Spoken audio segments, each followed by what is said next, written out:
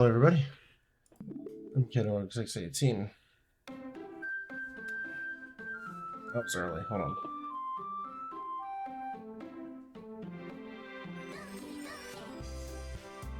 Hello everybody, I'm Kiddo 618. Today we're back playing Doki Doki Literature Club.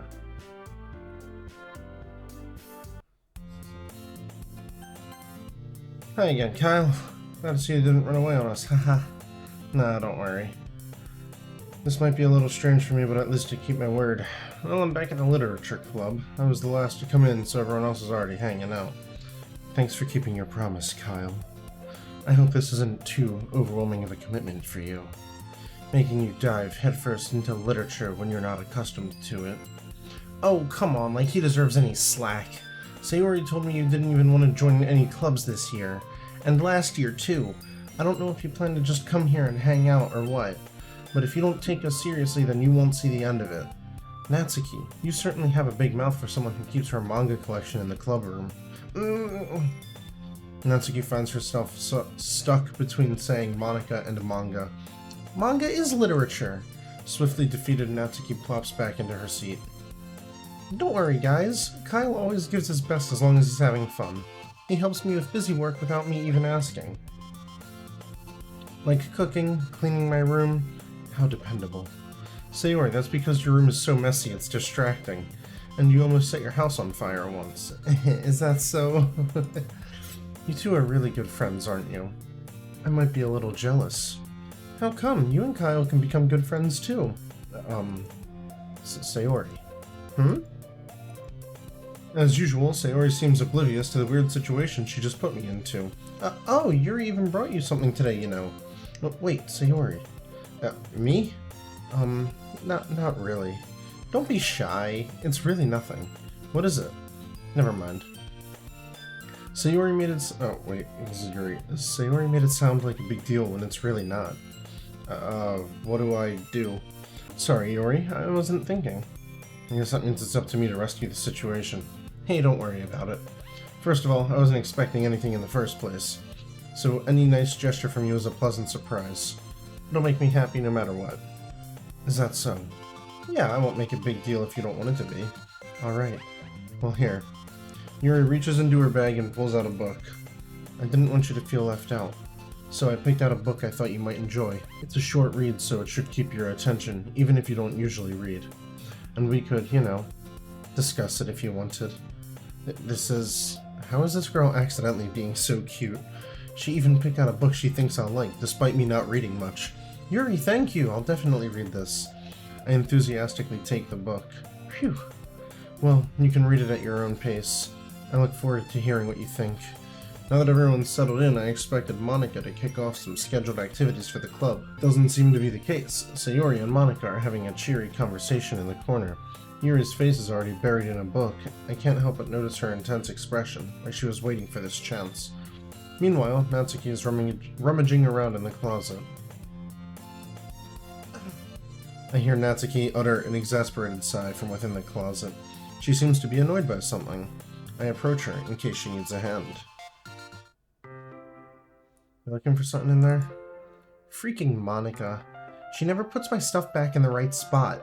What's the point in keeping your collection organized if someone else is just gonna mess it up?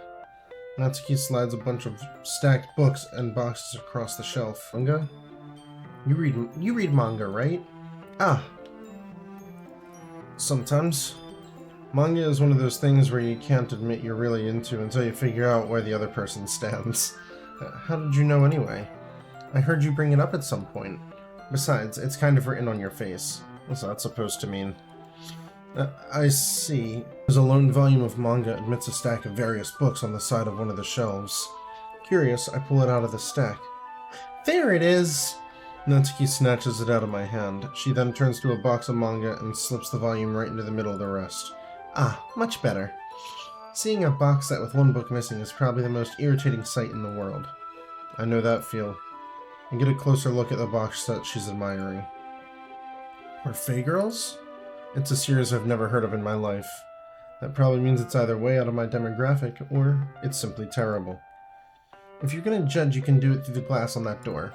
She points to the classroom door. Hey, I wasn't judging anything. I didn't even say anything.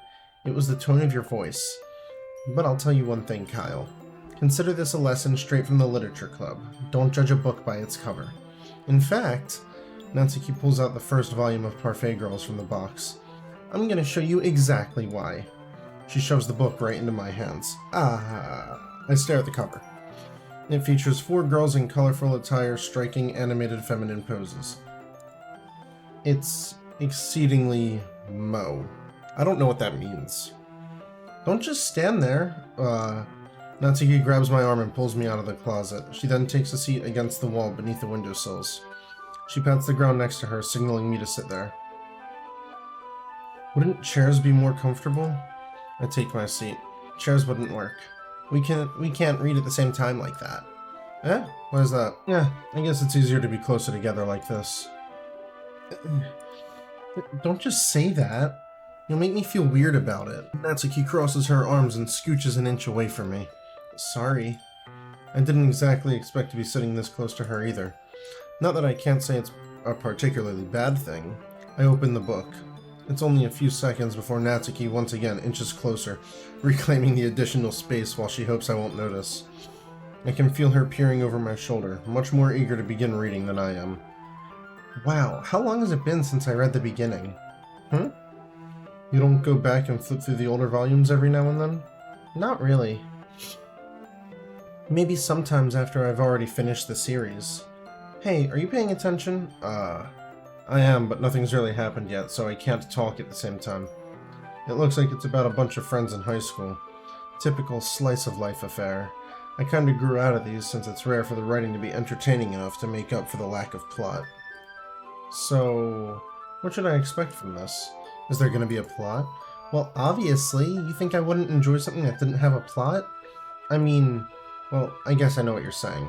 A lot of the beginning's about simple things, like there's a really funny chapter where they're obsessed with a guy at the ice cream shop, but that just helps you get to know the characters. And besides, it's still entertaining, but later on there's all kinds of drama, like when they all get into their backstories and some of the romance starts to happen. That's what really makes it so good. There's so many touching parts. Ah, is that so? It sounds like you really know what you're talking about. Maybe I underestimated you. Hey, wait. What's that supposed to mean? Natsuki gives me a little shove. I just meant that I haven't yet seen you at your full power. Good save. This chapter seems like it's about baking. This is just a guess, but is there a lot of baking in this manga? Well... Natsuki pauses for a moment, as if she doesn't want to admit something. Yeah. Why does that matter? It doesn't. I was just curious. Since you enjoy baking too, right? Yeah, that's just a coincidence. I just happened to get into the baking around the same time I got this manga. Like, I would ever get into anything because it's in a manga. I feel bad for anyone that impressionable. Definitely not a coincidence. I guess that explains Natsuki's interest in baking. Still, of all the hobbies to pick up from a manga, that's definitely one of the better ones. Not to mention, she's really good at it, so who am I to judge? We read on for a few more minutes. I finished a couple of chapters at this point. Are you sure this isn't boring for you? It's not! Even though you're just watching me read? Well, I'm fine with that. If you say so.